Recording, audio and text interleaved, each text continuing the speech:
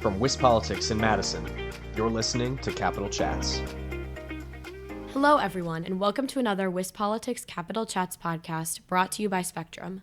I'm Abigail Levins, here in the office with my colleague Kate Morton to talk about an interview she did with DNR Secretary Hyun. Kate, tell us more about the interview. Yeah, Abigail, so we talked a little bit about Secretary Hyun's new role leading the department, her prospects for confirmation in the Senate, and some of the top issues for DNR in the state budget. Great, let's get to the interview. All right, thank you, Secretary Hyun, for joining me on the podcast, Capital Chats, today. It's great to be with you, Kate. Yeah, I think to get us started off, maybe you're new to this role. You could tell me a little bit about your background and how you got involved in natural resources issues. Sure. I have a long history of public service in the federal level. I've had various different jobs in the federal government, including at the National Oceanic and Atmospheric Administration, which I was most recently the chief of staff. But I've also worked at the Department of the Interior as the Deputy Assistant Secretary for Fish, Wildlife, and Parks that oversees the National Park Service and the Fish and Wildlife Service. I've also had roles in the Department of Commerce, which oversees NOAA and all other economic and trade bureaus. I've also worked on the Hill in the Natural Resources Committee, and I have an environmental science and policy background. Yeah, so lots of different experience there. I guess to get us started off, I want to talk a little bit about the state budget. We're kind of getting that cycle started right now. What are some of your biggest priorities for DNR in the state budget? Great, yeah, thanks for the question. The governor's budget is really exciting for the DNR in terms of proposed investments in our work to provide clean air, clean water, and outdoor recreation opportunities to Wisconsinites across the state. Some of the biggest parts of that budget proposal are the Knowles-Nelson Stewardship Program, which is really a longstanding program that helps us conserve our lands and waters and provide outdoor recreation opportunities for people now in the state and for generations to come. That program will expire on June 30th, 2026. And so the governor's budget proposes reauthorization of that program and an investment of $100 million per year for 10 years for a total of $1 billion. Most of that money is for grants to local units of government, county forests, nonprofits for things like habitat improvements or development of local parks, things like boat accesses or trails, stuff that really provides opportunity for people to come visit and supports the local economy in those places. And there's some portion of that money that will be used for DNR maintenance of our own properties. We have properties all over the state that are in need of maintenance and repair, everything from a toilet to a dump station to a trail, just making sure that we are providing a recreational opportunity that serves the people of Wisconsin. The budget proposal there also adds two new sub-programs. One is a $5 million program for wildlife and habitat management grants to conservation organizations on the ground that are doing work, and a $3 million tribal grant program for DNR to work with tribal governments to make enhancements on DNR properties. Think about things like signage that would incorporate tribal history that you would learn about if you went to a park. The great thing about this program is that there are projects in every county already. So we've made investments across the state, and the grants are oversubscribed. We have some sub-programs within the grant program where the demand outstrips the amount of money that we have in the program. So some of those sub-programs are oversubscribed by 100%. So we know that there's demand across the state for this kind of program and work. The second thing I'll just mention is around PFAS. We really need to, what we're working to do on PFAS is really to stop exposure of PFAS in the environment to humans to protect human health. Think about things like certain types of cancers or development risk in children. People of Wisconsin deserve to be able to turn on their tap and make sure that the water is safe to drink. We have what's called the spills law in the books that helps us determine the extent and degree of that contamination. And we want to be able to test for PFAS, understand where it is, and how to stop that exposure to people. The governor's budget proposes $145 million with an innocent landowner provision. That money would be provided for things like testing, remediation, emergency drinking water if there is PFAS found in high levels in your water, research on how to store the PFAS after it's remediated. So a lot of important parts of the puzzle to try to start addressing PFAS. So we're hoping that we're able to unlock some of that money and provide that to these issues. And the third thing I'll just mention is around Revitalize Wisconsin, which is a program where we need to work to remediate and redevelop contaminated lands and bring them back into economic beneficial use. So the governor's proposal proposes $7 to $8 million to address discharges of hazardous materials, helps fund dry cleaner environmental response, and aids in the disposal of that waste material from abandoned properties. So it brings those contaminated areas back into a use like a park or a building, any of those types of things that are needed across the state. Got it. Yeah, you mentioned PFAS contamination as a big issue. That's been a really significant area over the past few years as far as, lawmakers trying to get out the funding, but not necessarily agreeing what that looks like. How do you hope to address that issue in your new role as secretary?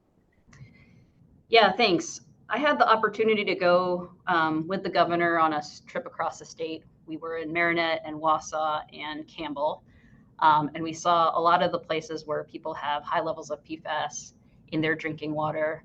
In some of those places, we're providing emergency drinking water to those people. And in some of those places, they're having to dig a new well or create a new municipal treatment center in order to treat their water to extract the PFAS out. So it's a problem that is widespread across the state, really important for us to address and provide those types of solutions. As I understand it, there was a lot of discussion, there has been and continues to be a lot of discussion around innocent landowners. So the governor's budget proposal also provides an exemption for innocent landowners, such as farmers. So over the last couple of years, there's been about 100 responsible parties. None of them have been farmers who have spread biosolids on their lands. And this budget proposal makes it clear that we would hold them innocent and really work to try to address what I explained before, which is really limiting the exposure of PFAS for human health purposes, because that's really where we need to start. We know that the science says that if you cut off the exposure of PFAS to people, that you reduce those risks of cancer and developmental risks in children completely. So it's really important that we start there. Yeah, another big issue that's been a topic of conversation over the past few years has been gray wolves and management of them. DNRs have approved a new wolf management plan to kind of outline how to handle the situation if wolves are delisted. Do you think DNR is prepared at this point to hold a hunt and manage the population in the event that wolves are delisted in the near future? Yeah, thanks for that question. So we have a natural resource board that approved a wolf management plan back in 2023. It was the result of 3 years of public input. We got a lot of public input from across the state. What it does is it really shifts the focus of management of wolves from recovery to long-term stewardship and sustainability. If we are able to, we're working with the legislature, if we're able to enact a rule that aligns with that plan, if the wolf is delisted at the federal level, we would be able to administer a state in the hunt sustainably and over years. The rule right now is in Sporting Heritage. They held a hearing, I think, in early March. I would just wanted to thank Senator Staffschulte and other members of the committee for holding what I thought was a really productive hearing. And I'm looking forward to meeting with them in the coming weeks to discuss some of the germane modifications that they have. I'll just also mention that the governor's budget has about $3 to $4 million of money for wolf fencing, so to prevent conflict and really protect farmers and their interests in their livestock from wolf predation. Got it.